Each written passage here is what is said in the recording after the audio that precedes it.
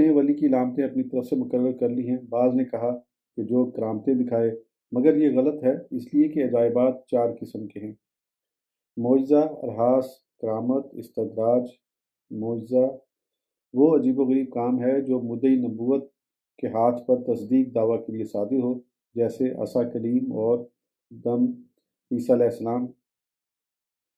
ارہاس وہ عجائبات جو نبی کے ہاتھ پر دعوے کے لیے صادق ظاہر ہوں، جیسے حضرت حلیمہ رضی اللہ تعالیٰ عنہا کے گھر حضور صلی اللہ علیہ وسلم کے برکات۔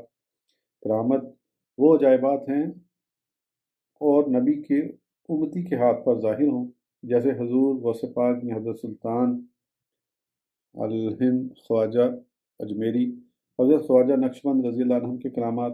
استدراج وہ عجائبات جو کافر کے ہاتھ پر ظاہر ہوں۔ بہت سے عجائبات شیطان کر دکھاتا ہے، سنیاسی جوگی سدھا کرتب کر لیتے ہیں، دجال